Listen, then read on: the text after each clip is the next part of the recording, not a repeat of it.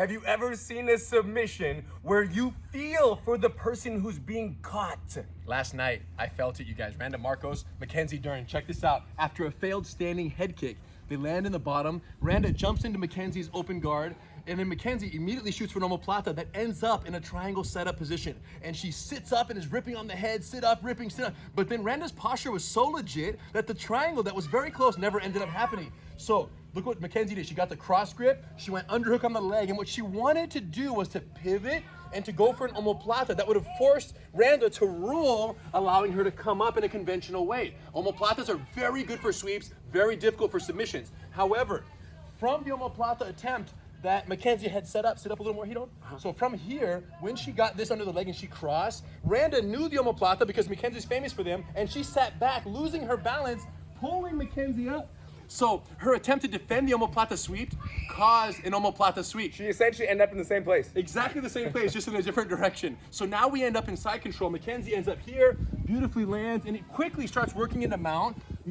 Randa reaches through, grabs her foot, feeds it to quarter guard. So to avoid the mount. To avoid full mount. Avoid the full mount. And does it beautifully, you guys. So at this point, Mackenzie's kind of conflicted because she has the mount. She was trying to pull the foot out. It wasn't coming out. Randa was holding on to that foot for dear life. Yes. Because it really disrupts a lot of submissions unless you're Mackenzie Dern. And you make submissions up on the spot. Because you've been doing that since you're 3 years old. Basically, Gracie family, Megaton, her father, Hoyler, his instructor, our uncle, same lineage. It's crazy, you guys. So Mackenzie's been doing it since she was yay high. So at this point, the arm was isolated on the backside. Normal armbar, let me have this, bro, would be front leg up, and the front leg up because it opens your pelvis, which then allows the spin, and your hips are aligned with the arm that you want to break.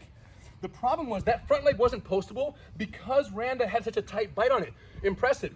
But Mackenzie had the overhook on this arm. She posted up the back leg. And then everyone's like, wow, what is she gonna do? Because her hips are facing the wrong direction. There's nothing here, unless you're Mackenzie. So she palm pushes the face down. She makes some space. She uses her other foot and she pulls it in front, very omoplata-esque from the mount. It's almost like she trusts that once the foot gets here, her hips will make it work no matter what. And end up where? And initially they didn't land perfectly. She fell off to the side. And again, this is the problem because my hips are facing the waterfall right here where her elbow is facing the sky. And traditionally this is not good because there's a little bit, not that much control, but because the arm was behind the back, the arm is very trapped. It's tight, but there's still not a lot of break. Like go real fast. If my arm would have been out here, yes, it would have been the best. It would have been open. But because the arm was behind the back, and there's the glove behind the back. The glove ruins it. It makes it a little bit like a rock at the end of a rope. So at this point, Mackenzie starts shimming her hips because she doesn't have the breaking angle, and she finally is able to get to here, where she has the arm, her hips are square. But here's the deal, you guys. Your bridge and your arm lock and your break of an elbow is only as powerful as your push off of a surface.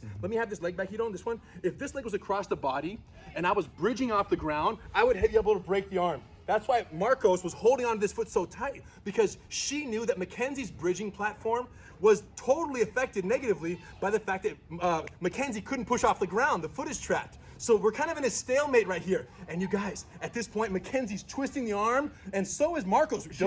She's rotating, because if her hand is like this, it's here, the elbow is exposed. It's compromised. But when she points her thumb down towards the ground, she's safe. It changes the angle of the elbow. And every time she would straighten it back up, then she would turn the other way.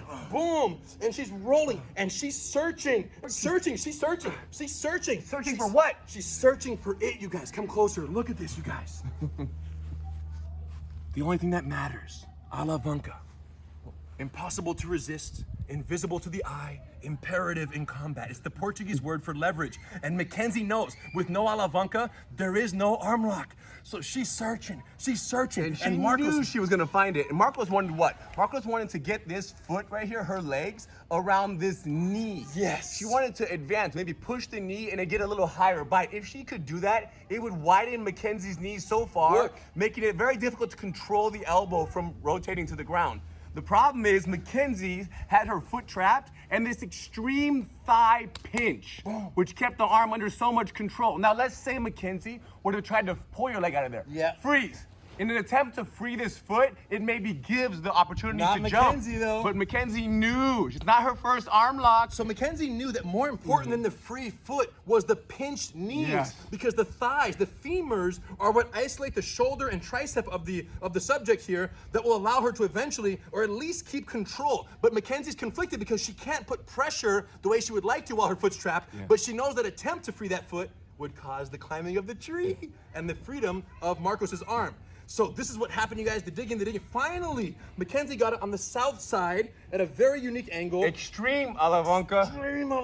And Markos's kind of flexibility ran out, and then there was enough pressure, and the foot almost slipped out. It was almost simultaneous that the foot came out and she tapped. They're kind of both at the same time. We don't know if I wonder if she tapped because she knew the leverage was coming even more. or lost she the tapped leg. because the leg came out and the break, or if she tapped, or if she let go of the leg because it was hurting so bad. Yeah. We don't know. Now- But they're very So simultaneous. one other option, one thing that we saw is that when you're here and you get your arm caught, the idea of climbing your legs over the person's knee is great. But sometimes, especially when this hand is to the north side. Which it was many times. It did touch her a few times. When the hand is there, that is the perfect time to almost abort this leg, run, and do a back roll. Yeah. Now that's tough to do because when you've got the foot, you've pretty much got half of the escape Right. in place. Right. So to say I'm gonna Of let this go escape, of the of ankle this of the one. first one that she was going for, to let go of that ankle to then do a back roll, you run a risk because there's no guarantee. Yeah. It's like, do you quit the job that you have to chase the job that you want? Yeah. Do you leave the girlfriend that you have? Okay, stop. Okay, got it. The point is, that's a good point. So she had a good climb on that ankle, Yes. and it was almost like it was conflicting with her ability and desire to potentially. And it's the escape that she probably feels strong doing. And she did very well. This was a 40-second battle after the foot stepped in front of the face from the mount. It was a Listen. 40-second. If the 40-second battle was almost more impressive on both sides, on the defensive side and on the catching side. On the control, And the same actual we talked about tap Fabricio out. Verdun in the heavyweight one. It was like a minute. Remember, a minute scramble The for actual it. tap out means very little. The fact that Yes. she can control her arm, Mackenzie had that kind of control for 40 seconds, is beautiful. And that survival ability for 40 seconds, both of those And are here's great. what's wild. So Mackenzie's control of that magnitude was expected. It's Mackenzie, Yes. right? Multiple-time world champion, ADCC champion. So Mackenzie, we expect that from. I was very impressed with Markos's persistence and ability to both negate the pressure and keep Mackenzie's foot trapped for as long as she did, and like delay an inevitable submission for that long. It's like we expected Mackenzie to catch her in that move, and we did not expect Markos to be able to survive that submission that long. So it was very impressive. Markos is doing great, and I'm sure she's going to learn a lot from this. And the question is, and the question everyone wants to know is, when Mackenzie goes to the ground, do you follow her down there? And I think at this point, people are starting to get noticed that it's probably not the best idea. Yeah. It's in women's division, it feels that way. Yeah. It's like Damian Maia. Do you want to just jump in his guard? I don't know. That's a little risky. You guys, the question I have for you, this is just for you. How many of them watching right now do you think have ever done an actual jiu-jitsu class in their lives? 30%. No way, bro. Get out of here with that. 20%. No less. 10%. Less. 8.72%. Exactly. You guys, this is unacceptable. What are the remaining 97.63 of you guys doing with your lives? If you sit on Instagram and YouTube and Facebook and you're watching breakdowns and you're getting fired up and energized and motivated, but you're not yet doing a class. Many of them think it's not possible, they don't have a partner, or they don't have a gym near them. But we know this. We know that now more than ever, it's difficult, not only jiu-jitsu, but to do anything. Yes. People out there are having a hard time. There's a lot of things happening in this year. It's been a tough year. So what are you doing to grow? What are you working on? And maybe you've always wanted to do jiu-jitsu, but you never had the opportunity, didn't have a school to start at. Yeah, or a little Maybe scared, a little fear of You don't have injury. friends you want to roll with, but can you do a little jiu-jitsu by yourself from the comfort of your home? We've changed everything based on COVID and the impact it's had on society so that everyone can learn jiu-jitsu. If you have a partner and you're at home, follow Gracie University's linear online curriculum, 30 lessons free for a limited time. You just log on, press go, you have free lessons, no credit card required, nothing. Just show up and learn with your partner if you have someone to train with. But most people don't have someone in their house that wants to do jiu-jitsu yet. Or they don't feel comfortable partnering up with people right now. Some people have good point. jiu-jitsu schools, but they don't want to be around their don't wanna 25 go. friends So that are since- irresponsible. Because of this, we added the new Zoom Jiu-Jitsu program, Gracie University Live, where we're doing live classes 6 days a week, morning and night. You don't need a partner, no special equipment, no experience. We have beginner classes, Gracie Combatives, if you've never done Jiu-Jitsu. We have Master Cycle. We have kids program where parents and kids train together. We have Women Empowered. All these classes. No partner required. If you have one, it's a bonus, but it's not necessary. But it's live. They don't understand what that means. Listen, and what's crazy is lay down, for example, get my arm right here. The other day we were doing this, semi from back control. Somebody hugs your arm and steps over your head. This is in our Zoom class, our solo practice. Stand up, we please. mentioned that once someone takes your head, you want to immediately throw your hand north, run your legs away, clear the person's foot, and then do a back roll. So that motion right there, we show that with a partner in the solo Zoom classes. And then my partner moves out of the way, and then I have the class. Hold on, I you say guys, class. Everyone right now, you guys are the class. Everyone, you guys are the class. Sit Everyone. down, class. You guys, Sit everyone, down. sit down. No, Sit for down. real, for real. We're Yeah, saying to you guys for real. there you go. We want you Good, guys get all low. to do this right now. Everyone get solo. And I'm we would gonna do have solo. you go on your elbow. Move. I'm right here. I'm part of the class. I'm part of We the would class. have you go on your elbow by yourself. And then we would say, and visualize a leg coming over your head. As the leg comes over your head, point your thumb to the ground, and now walk your legs away, turn to your side. Your hand pushes the foot off the body, and then you do a back roll, and you escape the arm lock. So that's a conversation we had yesterday. That was And yesterday's the class. fight happened Last in night. the evening. Too cool. Randa should have been in that class. That'd have been awesome.